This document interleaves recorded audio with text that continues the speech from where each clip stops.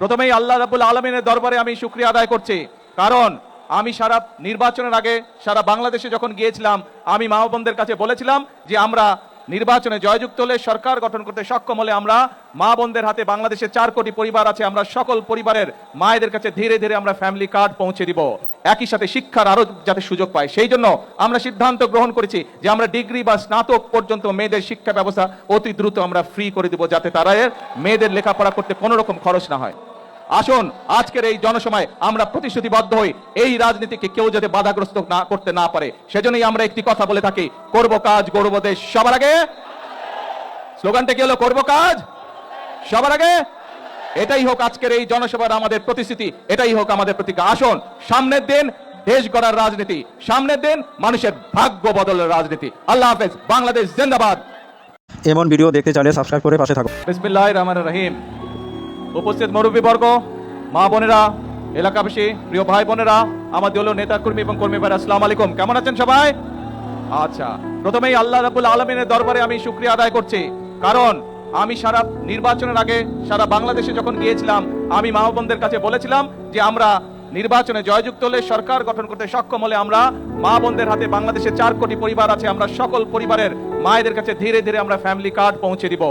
বিশেষ করে গ্রামে গঞ্জে বসবাসকারী খেটে খাওয়া মানুষ যারা আছে তাদের কাছে আমরা আগে পৌঁছে দিব। আল্লাহর রহমতে আল্লাহ আমাদেরকে তৌফিক দিয়েছেন, আল্লাহ আমাদেরকে রহমত দিয়েছেন। আমরা এই কাজটি সরকার গঠনের 1 মাসের ভিতরে এই কাজটি শুরু করেছি। তারই অংশ হিসাবে আজকে এই এলাকায় চাঁদপুর সদরের এই ওয়ার্ডের মধ্যে, এই ইউনিয়নের মধ্যে আমরা এই কাজটি শুরু করলাম। আমি জানি এখনো আপনারা অনেকে পান নাই। একটি জিনিস আমাদেরকে বুঝতে হবে, আমরা নির্বাচনের আগে আপনাদের কাছে, সারা দেশের মানুষের কাছে ফ্যামিলি কার্ডের কথা বলেছিলাম, কৃষক কার্ডের কথা বলেছিলাম, আরো যে সকল প্রতিশ্রুতি দিয়েছিলাম আমরা পর্যায়ক্রমিকভাবে সেই কাজগুলো শুরু করেছি। কিন্তু যেই বাজেট থেকে আমরা এই কাজগুলো শুরু করেছি সেই বাজেটটি বিএনপি তৈরি করা না, সেই বাজেটটি অন্য একটি সরকারের তৈরি করা। স্বাভাবিক তাদের কাছে ফ্যামিলি কার্ড ছিল না, তাদের প্রতিশ্রুতি ফ্যামিলি কার্ড বা কৃষক কার্ড ছিল না। আমাদের প্রতিশ্রুতি হচ্ছে ফ্যামিলি কার্ড, কৃষক কার্ড বা এই ধরনের আরো যেগুলো আপনাদের সামনে আমার প্রতিশ্রুতি দিয়েছি। ইনশাআল্লাহ এই যে আগামী মাসে বাজেট উপস্থাপন করা হবে, সংসদে বাজেট হওয়ার সাথে সাথে আমরা আরো অনেক বেশি সংখ্যক মায়ের কাছে, সারা দেশে আরো অধিক সংখ্যক মায়ের কাছে আমরা ফ্যামিলি কার্ড পৌঁছে দিতে পারবো। এবং ইনশাআল্লাহ আগামী 4-4.5 বছরের মধ্যে আমরা চেষ্টা করব বাংলাদেশের গ্রামে গঞ্জে প্রায় প্রত্যেকটি পরিবারের কাছে যাতে ফ্যামিলি কার্ড পৌঁছে যায়, প্রত্যেকটি মা বোনের কাছে যাতে ফ্যামিলি কার্ড পৌঁছে যায়। এই ফ্যামিলি কার্ডের একই সাথে এই ফ্যামিলি কার্ড পেলে যেমন মায়েদের জন্য ভালো হবে, একইভাবে আপনাদের নিশ্চয়ই খেয়াল আছে দেশনেত্রী খালেদা জিয়া যখন দেশ পরিচালনা করেছিলেন তখন তিনি এই যে এই বাংলাদেশের মেয়েদের শিক্ষা ব্যবস্থা ক্লাস 1 থেকে ক্লাস 12 পর্যন্ত ফ্রি করে দিয়েছিলেন, বিনামূল্যে করে দিয়েছেন। আমরা এই ফ্যামিলি কার্ডের পাশাপাশি আমরা মাদেরকে, আমাদের এই দেশের নারীদেরকে যেমন অর্থনৈতিকভাবে স্বাবলম্বী করতে পারি চাই, ঠিক একইভাবে আমরা চাই যে এই দেশের নারীরা একই সাথে শিক্ষার আরো যাতে সুযোগ পায় সেই জন্য আমরা সিদ্ধান্ত গ্রহণ করেছি যে আমরা ডিগ্রি বা স্নাতক পর্যন্ত মেয়েদের শিক্ষা ব্যবস্থা অতি দ্রুত আমরা ফ্রি করে দিব, যাতে তারা মেয়েদের লেখাপড়া করতে কোনো রকম খরচ না হয়। এবং শুধু তাই নয়, মেয়েদের মধ্যে যারা ভালো রেজাল্ট করবে, পরীক্ষায় ভালো করবে, তাদেরকে আমরা সরকারের পক্ষ থেকে তাদেরকে আমরা উপবৃত্তির ব্যবস্থা করব। প্রিয় ভাই বোনেরা, একটু পরেই মাগরিবের আজান দেবে, আপনারা সেই দুপুর থেকে অপেক্ষা করছেন, অনেক মানুষ ক্লান্ত হয়ে গিয়েছেন। একটি কথা আপনাদের সামনে তুলে ধরতে চাই, এই ফ্যামিলি কার্ড যখন মায়েরা পাবে, শুধু কি মায়েদের ভালো হবে, পুরো পরিবারের উপকার হবে না? পুরো পরিবারের উপকার হবে এটা। একই সাথে আমরা যে কৃষক কার্ডের কথা বলেছি, সারা বাংলাদেশে প্রধান পেশা হচ্ছে কৃষক, কৃষকের সংখ্যা হচ্ছে এই দেশে সবচেয়ে বেশি। কৃষক কার্ড যখন কৃষকদের হাতে পৌঁছাবে, কৃষকদের উপকার হবে না? কৃষকদের উপকার হবে। একইভাবে যে আমরা খাল খননের কথা বলেছি, এই যে আজকে 2টি খাল পুনর্খনন আমরা শুরু করেছি, আমরা সারা বাংলাদেশে খাল পুনর্খননের কাজ শুরু করেছি। যেখানে খাল পুনর্খনন প্রয়োজন, খাল আমরা পুনর্খনন করব, যেখানে খাল খনন প্রয়োজন সেখানে আমরা খাল খনন করব। অর্থাৎ প্রিয় ভাই বোনেরা, এই দেশের মানুষ বিগত 1 যুগ ধরে আন্দোলন করেছে তাদের রাজনৈতিক এবং অর্থনৈতিক অধিকার প্রতিষ্ঠিত করার জন্য। প্রিয় ভাই বোনেরা, গত 24-এর 5ই আগস্ট বাংলাদেশের ছাত্র জনতা সেই স্বৈরাচারকে বিদায় করেছে। বিদায় করার পরে প্রিয় ভাই বোনেরা, এখন হচ্ছে দেশ গড়ার পালা। আমাদের ছাত্র ছাত্রীদেরকে এখানে একটু আগে একজন এই কলেজের ছাত্রী ছিল, তারা এখানে তাদের কলেজের একটি ইনস্টিটিউশন বিল্ডিং করতে চাইছে। আমরা এই বাজেটে, আগামী যে বাজেট সেই বাজেটে আমরা শিক্ষার উপরে সবচেয়ে বেশি বরাদ্দ রেখেছি, যাতে করে আমরা যেমন স্কুল কলেজ তৈরি করতে পারবো নতুন নতুন যেখানে যেখানে প্রয়োজন।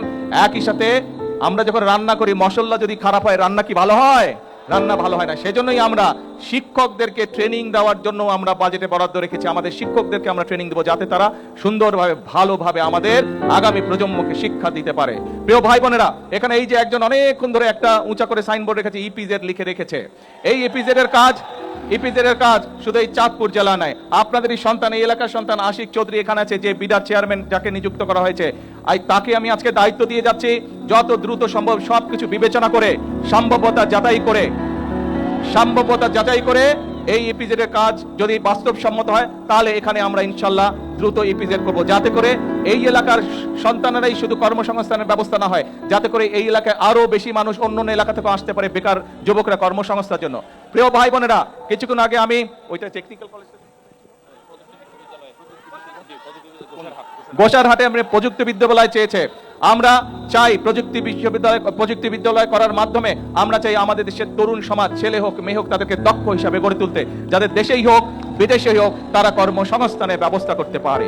প্রিয় ভাই বোনেরা, এই ফ্যামিলি কার্ডের কথাই বলুন, এই কৃষক কার্ডের কথাই বলুন, খাল কর্মসূচির কথাই বলুন, ইপিজেড এর কথাই বলুন, এই টেকনিক্যাল কলেজের কথাই বলুন, এই সকল যদি আমরা বাস্তবায়ন করতে পারি তাহলে ধীরে ধীরে এই দেশের মানুষের ভাগ্য পরিবর্তন করতে সম্ভব হবে। প্রিয় ভাই বোনেরা, এখন সময় হচ্ছে কাজ করার, দেশ গড়ার, মানুষের ভাগ্য পরিবর্তন করার। আমাদেরকে নতুন নতুন টেকনিক্যাল কলেজ গড়ে তুলতে হবে, যাতে করে আমাদের ভবিষ্যৎ, আমাদের সন্তানেরা, আমাদের তরুণরা যাতে করে সেখানে দক্ষ হিসেবে করতে পারে।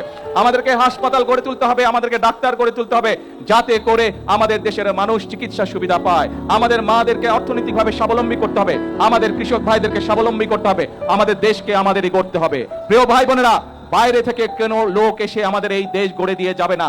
এই দেশ যদি গড়তে হয়, আমাদের সকলের ভাগ্য, এই দেশের 20 কোটি মানুষের যদি ভাগ্য পরিবর্তন করতে হয়, তাহলে 20 কোটি মানুষের 40 কোটি হাতকে শ্রমিকের হাতে রূপান্তরিত করতে হবে।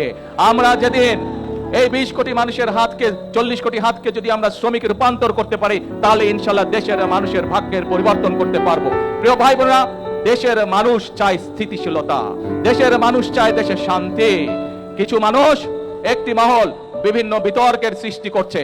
আজকে আপনাদেরকে সামনে রেখে আমি বলে দিতে চাই পরিষ্কারভাবে, 2026 সালে 12ই ফেব্রুয়ারি নির্বাচনে আমরা দেশের মানুষকে যে প্রতিশ্রুতি দিয়েছিলাম, দেশের মানুষ তার পক্ষে রায় দিয়েছে। কাজে আমরা দেশের মানুষকে সাথে নিয়ে সেই সকল প্রতিশ্রুতি বাস্তবায়নের কাজে হাত দিয়েছে, কারণ এই সকল প্রতিশ্রুতি ইনশাআল্লাহ পর্যায়ক্রমিকভাবে যদি আমরা বাস্তবায়ন করতে পারি, দেশের মানুষের ভাগ্যের পরিবর্তন হবে। একটি মহল রাজনীতির নামে তারা বিভ্রান্তি ছড়ানোর চেষ্টা করছে। প্রিয় ভাই বোনেরা, আমি ছোটবেলায় থেকে দেখে এসেছি রাজনীতি মানে খাল খনন, কৃষির উৎপাদন বৃদ্ধি। প্রিয় ভাই বোনেরা, আমি ছোটবেলায় থেকে দেখে এসেছি রাজনীতি মানে নতুন নতুন মিল কারখানা তৈরি এবং কর্মসংস্থানের ব্যবস্থা করা। প্রিয় ভাই বোনেরা, আমি ছোটবেলায় থেকে দেখে এসেছি রাজনীতি মানে মানুষের স্বাস্থ্যের ব্যবস্থা করা। প্রিয় ভাই বোনেরা, রাজনীতি মানে আমি দেখে এসেছি মানুষের নিরাপত্তা নিশ্চিত করা। কাজে এটাই হচ্ছে আমাদের রাজনীতি। রাজনীতির নামে যদি কেউ বিভ্রান্ত সৃষ্টি করতে চায়, রাজনীতির নামে যদি কেউ অরাজকতা সৃষ্টি করতে চায়, প্রিয় ভাই বোনেরা, আপনারা কি বসে থাকবেন? আমরা কেউ বসে থাকবো না, কারণ বিএনপি যে সকল কর্মসূচি গ্রহণ করেছে, প্রত্যেকটি কর্মসূচি হচ্ছে এই দেশের খেটে খাওয়া মানুষের কর্মসূচি। সেজন্যই আমরা আন্দোলন করেছি। আন্দোলনে বাংলাদেশের মানুষ, লক্ষ লক্ষ হাজার লক্ষ মানুষ প্রাণ দিয়েছে, হতাহত হয়েছে।